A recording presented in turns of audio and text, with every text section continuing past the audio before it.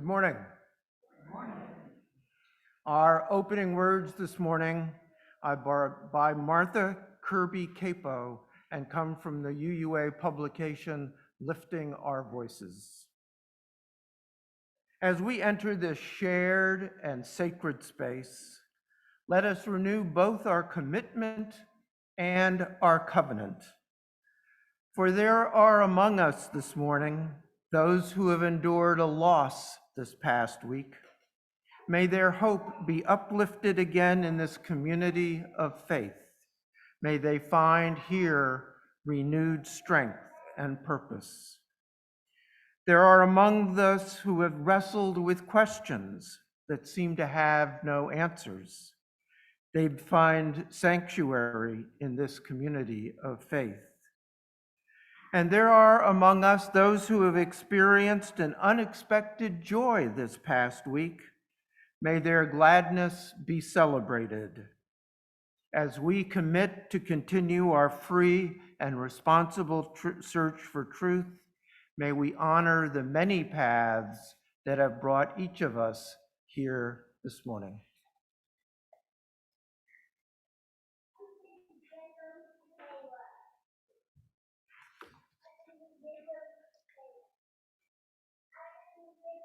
Welcome, everyone. On behalf of the entire congregation, I welcome you to the Unitarian Universalist Church of the Shenandoah Valley. I am Gina O'Connor, your worship associate for today's service. We come together each Sunday morning as a community of seekers of what is most important in our lives, seekers of understanding in the face of uncertainty and loss, seekers of forgiveness for our shortcomings, seekers of gratitude for the unexpected gifts we receive from all around us, We gather in awe of the beauty of nature and the mysteries of the universe. But most importantly, we come together as seekers of a community of love and empowerment, celebrating our search for truth and the meaning in our lives. Now, as Nancy Tickner comes forward, let us all say together here and from our homes the words for lighting our chalice. In the light of truth and in the warmth of love, we gather to seek, to sustain, to share. And I invite you to join with us as we say our covenant. Love is the spirit of this church. The quest for truth is its sacrament. To dwell together in peace, to seek the truth in freedom, and to help our neighbor. To these ends, we covenant one with another. And now I invite you to stand in body or spirit as we sing our opening song, hymn number 347, Gather the Spirit.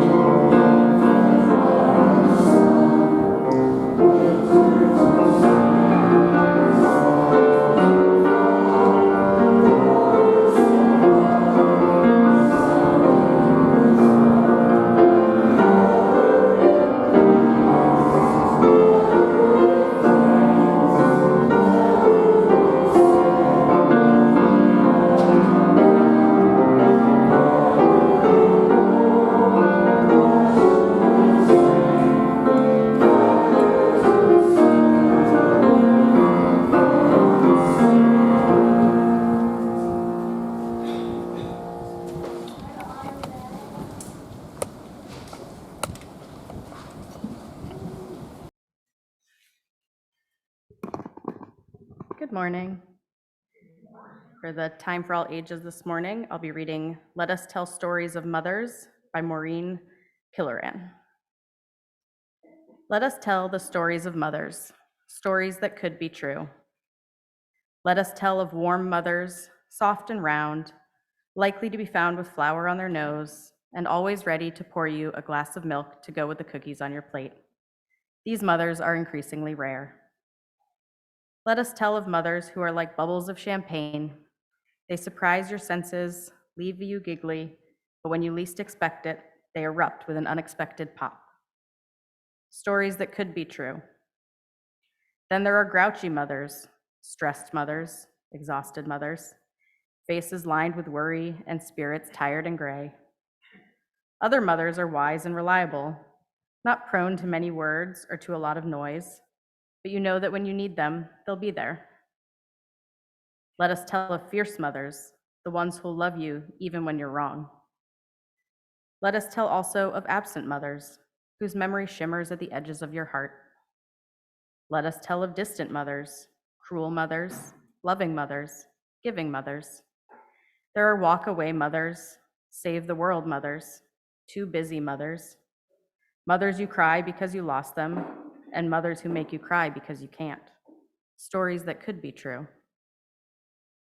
May we hold in our hearts the mothers we have known, those who loved us and those who tried.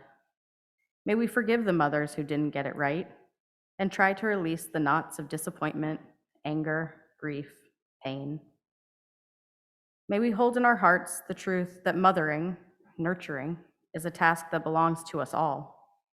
However old or young you are, whatever your gender, may you make extra room for nurturing in your life this week. May you say something real to a harried store clerk, give a coworker a genuine compliment. I'm the exhausted mother. May you say something real to a harried store clerk, give a coworker a genuine compliment, take time to listen deeply to a friend. In our shared silence, may we remember and reflect and create anew the stories of love and nurture from this point forward, stories that can be true. Will you help me now by singing the children out to their classroom? Now in peace, go now in peace. May the spirit of love surround you everywhere, everywhere you may go.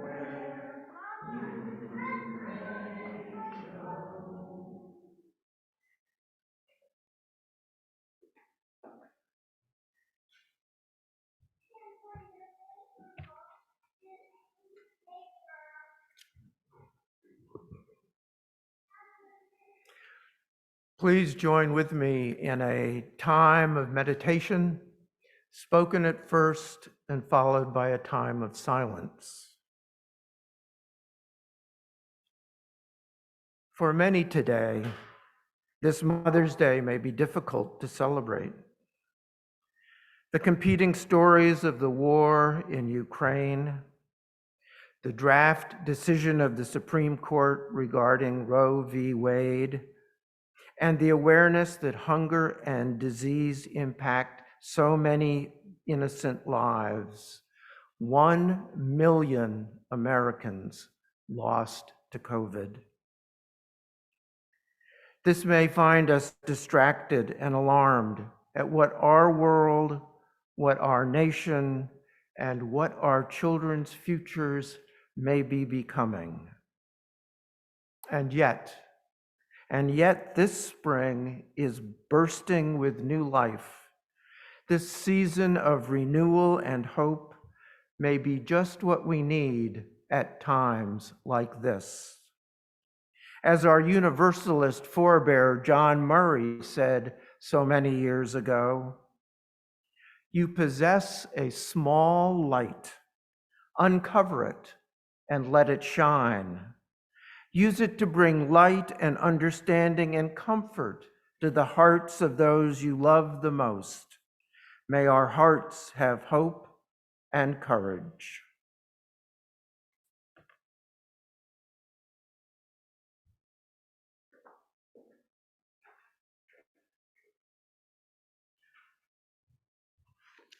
Our words for reflection this morning are by Rebecca Ann Parker from Lifting Our Voices. Your gifts, whatever you discover them to be, can be used to bless or curse the world. The mind's power, the strength of the hands, the reaches of the heart, the gift of speaking, listening, imagining, seeing, waiting. Any of these can serve to feed the hungry, bind up wounds, welcome the stranger, praise what is sacred, do the work of justice, or offer love. Any of these can draw down the prison door, hoard bread, abandon the poor, obscure what is holy, comply with injustice, or withhold love. You must answer this question. What will you do with your gifts?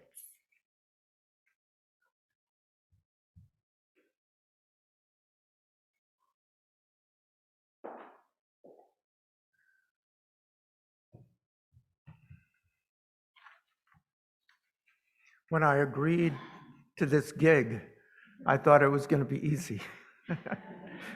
But as Nancy will tell you, it's been a week of stomping and typing and retyping, but here I am. It may not be quite like riding a bicycle, but we'll see. The second Sunday in May is a date traditionally set aside to honor mothers with breakfast in bed, bouquets of flowers, sentimental cards, and perhaps a mimosa or two at brunch. And yes, even here in church. Yet for many women, women who may be grieving a loss, who are conflicted by troubled maternal relationships, who are childless for whatever reason, or never knew their birth mother, this is often a Sunday to stay home. They stay home because they know they cannot celebrate this day in the way that candy companies, florists, and card companies are hoping that they and their loved ones will. So this morning, I thought rather than simply celebrating motherhood, I would lift up the prophetic voices of 4 women who lifted their voices to challenge the ways in which women of their day were denied the basic rights we take for granted today. The right to an education, the right to equal status with men, and the right to vote. Judith Sargent Murray, Olympia Brown, Margaret Fuller, and Julia Ward Howe gave voice to the principles that we Unitarian Universalists hold so dear today. Born in 1751 in Gloucester, Massachusetts, Judith Sargent Murray was an extraordinarily gifted young woman. At first, her well-to-do family followed the customs of the day and limited her education because of her sex. Judith received her first schooling at home and learned the basics of reading and writing. Her brother, however, who was preparing to attend Harvard College, received a much more traditional classic education. But when Judith's parents began to appreciate her keen mind and desire for more education, they encouraged her to take up the study of Latin and Greek. And at the same time, she taught herself much of history, French, and began writing essays that were published under masculine pen names, also not uncommon in that time. She advocated for the equality of the sexes, education for women, economic independence. Her groundbreaking essay on the equality of women, and remember, this is the 1790s, on the equality of women established herself as an author and outspoken feminist of her day. Written in 1779, but not published until 1790, the essay challenged the prevailing theory that men and women were not intellectually equal.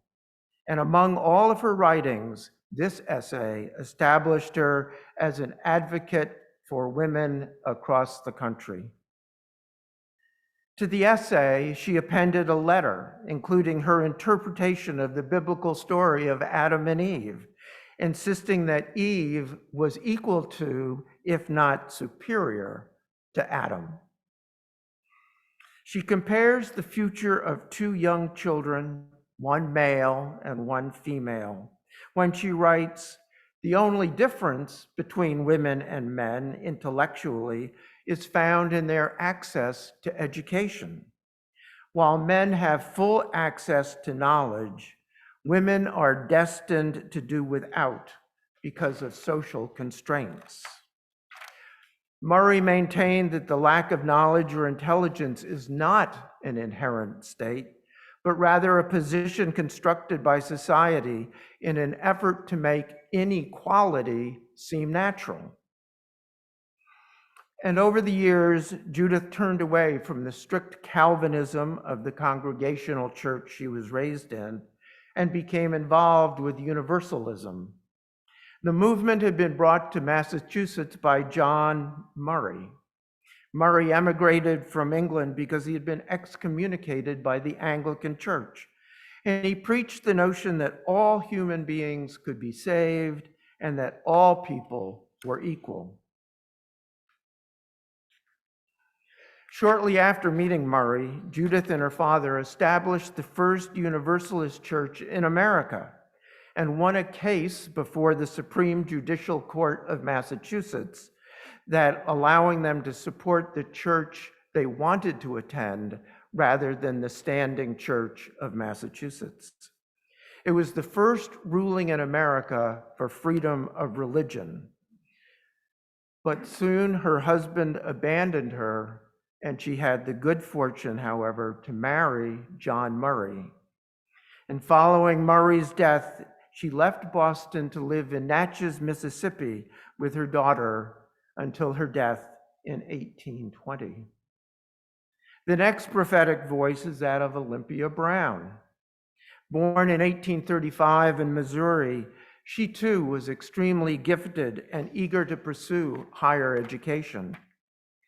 Among only a handful of women of the day to graduate from college, she received her Bachelor of Arts degree from Antioch in 1860, and 3 years later became the very first woman to earn a divinity degree from the theological school at St. Lawrence University. And shortly after, with many of her male colleagues in strong opposition, she was ordained a Universalist minister, the first woman to achieve full ministerial standing in the United States. As most churches of the day would only hire male ministers, Olympia was very limited where she could preach. So she wrote to a Mr. Fish, the clerk of the Universalist Church in Racine, Wisconsin, to offer her services. And he wrote back that the parish was in an unfortunate condition. Quote, thanks to a series of pastors easygoing, unpractical, and some even spiritually unworthy who had left the church adrift, in debt, hopeless, and doubtful whether any pastor could rouse them again. Nevertheless, she accepted the call, and she and her family moved to Racine. She worked hard to rejuvenate the church and establish it as a center of learning and culture and a forum for the discussion of social issues of the time, especially women's suffrage. She invited the likes of Julia Ward Howe, Elizabeth Cady Stanton, and Susan B. Anthony to speak from her pulpit. And under her ministry, the women of the congregation were given a vote in congregational matters and to actually hold office in the church. But after 9 years of this ministry, Brown left a now thriving congregation and moved on to her next challenge, taking an active role in women's suffrage, and was one of the few original suffragettes who lived to actually vote in the 1920 presidential election. Looking back on her years in ministry, Brown wrote, those who may read this will think it strange that I could only find a field in rundown or comatose churches. But they must remember that the pulpits of all the prosperous churches were already occupied by men and were looked forward to as the goal of all young men coming into ministry, with whom I, at first the only woman preacher in the denomination, had to compete. All I could do was take some place that had been abandoned by others and make something of it. And this I was only too glad to do. Our third voice is that of Margaret Fuller. Born in 1810, Fuller became a journalist, editor, and women's rights advocate. She was also deeply involved in transcendentalism and counted Emerson and Thoreau among her acquaintances. She became the first woman to be granted library privileges at Harvard College. She organized a series of classes, or what she referred to as conversations, for women on literature, education, and philosophy. In her conversations, she worked to enrich the intellectual lives of women and to dignify their place in society. In 1843, she wrote her best-known work, Woman in the 19th Century, a discussion of feminism that was both a demand for political equality and a plea for emotional, intellectual, and spiritual fulfillment of women. Fuller urged young women to seek greater independence from the home and family and to obtain such independence through higher education. She dismissed the notion that women should be satisfied with domesticity, urging instead that women should be allowed to fulfill their personal potential by doing whatever work appealed to them. Let them be sea captains, if they will, she wrote, concluding that male and female represent two sides of the great radical dualism, but in fact, they are perpetually passing into one another. Fluid hardens into solid, solid rushes into fluid. There is no wholly masculine man nor purely feminine woman. But Fuller died way too young, tragically at the age of just 40.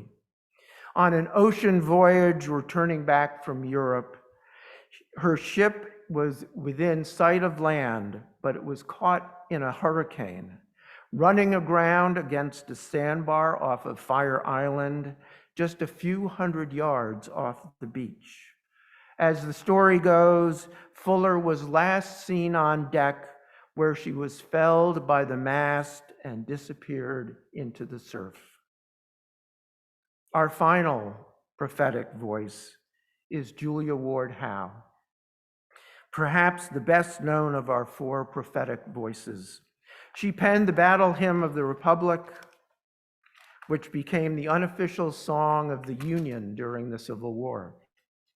However, Howe was equally significant during her lifetime as an activist for abolition, women's rights, peace, and prison reform. She was a founding member of the American suffrage movement. As a well-known author and lecturer, Howe was the first woman to be elected to the prestigious American Academy of Arts and Letters. As unusual as it was for the time, Julia's father wanted his children to be well educated. Howe was tutored at home and at private schools in Latin, French, literature, science, and mathematics.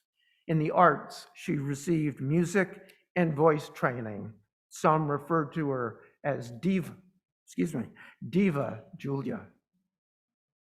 She began learning Italian at age 14 and then studied Greek and Latin as well, also mastering German. But she was keenly aware of the different opportunities afforded to young men in terms of travel, being in society, and she grew quite resentful of her position. Her marriage to Samuel Gridley Howe was very difficult, as he was emotionally abusive and believed that women should truly be pregnant and in the kitchen. In fact, he did everything he could to prevent her from publishing her first book of poetry, fearing that it would reflect poorly on him. In the first journal entry after her husband's death, Julia wrote, quote, "Start my new life today." And indeed, she did. For the next 40-some years, Julia traveled the world, promoting women's rights, peace, prison reform, and education for women. as a lay preacher, a lecturer, and a dignitary in many places. In 1870, she took up a new cause and a new issue. Distressed by her experiences over the realities of war, determined that peace was one of the two most important causes of the world, the other being equality in all its various forms, and seeing war arise again in the world in the form of the Franco-Prussian War, just 5 years after she had witnessed the Civil War. She began to advocate for an international Mothers, plural apostrophe, Day of Peace, to be held in May when spring flowers were at their peak. She called on the women of the world to rise up and oppose war in all its forms. But sadly, Howe's original call for this International Mother's Day of Peace had been struck from the consciousness of our contemporary society. It was another daughter, Anna Jarvis, who worked to establish the more commercial Mother's Day we know today. Officially established in 1914 by President Wilson, there was no mention that Julia Ward Howe envisioned the day to be celebrated as a day of world peace. And now I've asked Jenna to lead the women of this congregation in reading the words of my great-great-grandmother.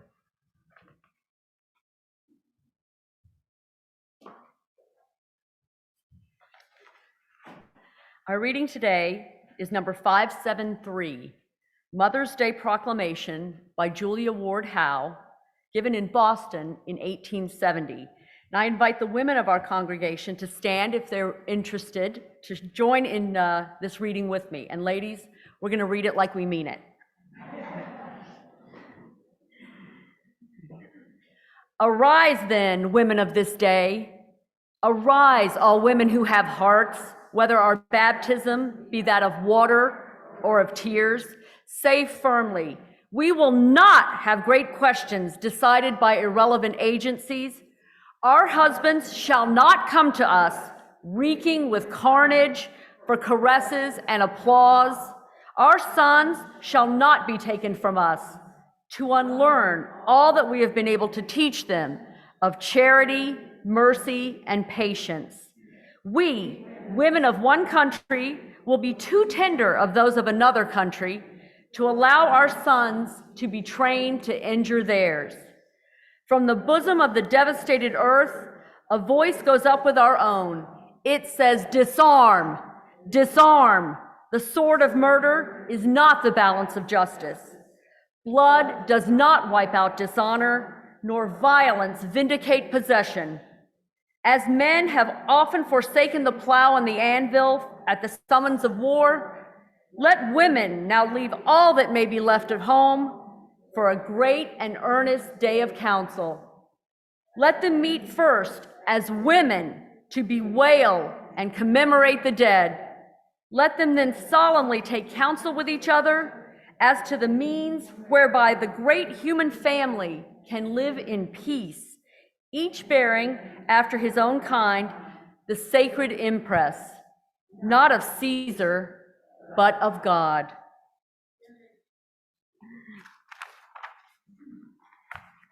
Today, we have Amanda Brumbaugh from the Literacy Volunteers, for whom our Share the Plate offering will be taken.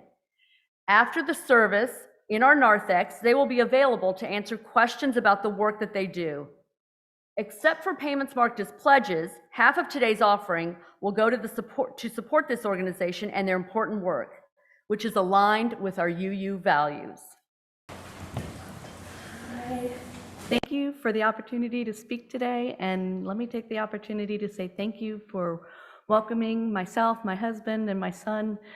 We've been attending the last few weeks to service, and when they said, oh, would you be available to speak today? I thought, oh, well, it's funny you should mention that.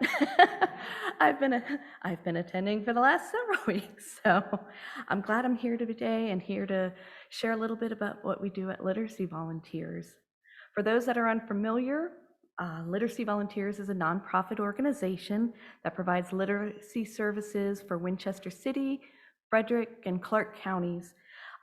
We offer both one-on-one and group tutoring in a variety of subjects: reading and writing, basic math and computer skills, job literacy, computer literacy, English language learning, and citizen preparation. We're small but mighty staff of 3, so we really do rely on our dedicated staff, our dedicated volunteers to help us with both in-person and class tutoring. We're partnered with another nonprofit called Just Neighbors. They provide immigration legal services to low-income families. To that end, they help us with the legal side of things, and we help students prepare for their naturalization exam.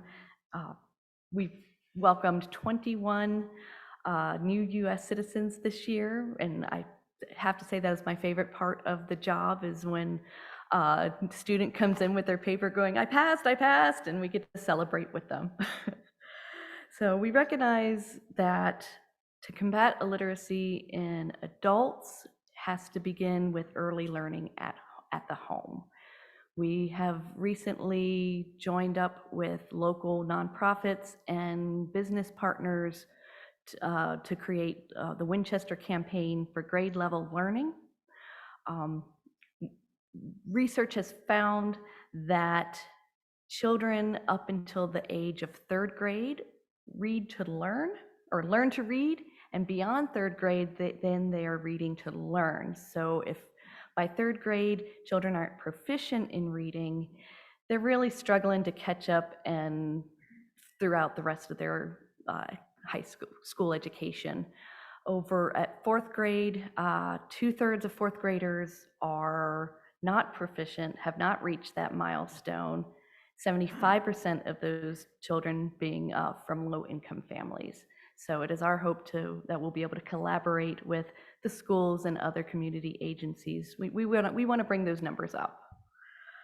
We are also the managing partner for Winchester Free Little Libraries, which puts free community libraries throughout the city of Winchester. We just became a local affiliate for the Dolly Parton Imagination Library. It's an organization. It was created by that queen of music and Moderna, Dolly Parton. This program gives registered children in the city of Winchester, a free book from birth right up until their 5th birthday. They get a free book every single month. So right now the program's only for the city of Winchester, but we hope to expand that to Clark and Frederick counties once we have the funding to do so. So on behalf of all of us from Literacy Volunteers, thank you very much for supporting us and sharing the offering plate today. It enables us to continue to help adults achieve their learning goals, their dreams. They're able to open doors for new job opportunities, and it gives them the ability to more fully participate as members of the community. So thank you.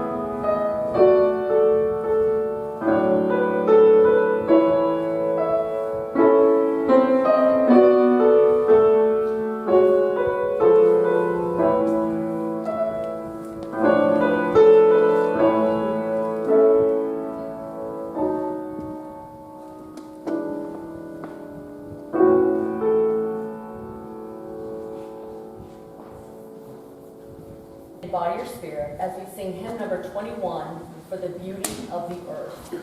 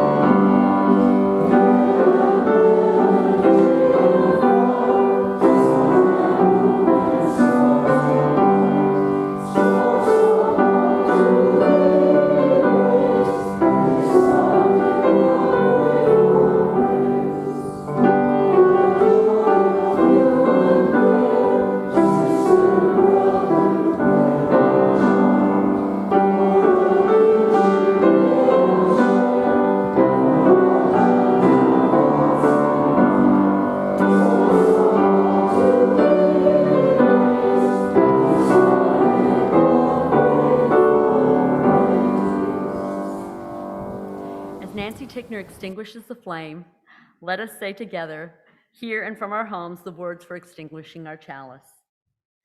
We extinguish this flame, but not the light of truth, the warmth of our community, or the fire of commitment. These we carry in our hearts until we meet again. The purpose of this church is to encourage all who gather to grow more generous in spirit and in action. If you happen to be watching us online, we hope you will consider making an offering after today's service through our webpage, uushenandoah.org. This will allow us to exercise that generosity of spirit for this self-supporting church and its many ministries, which continue during this time when not all of us are able to be together physically. Thank you for joining us today.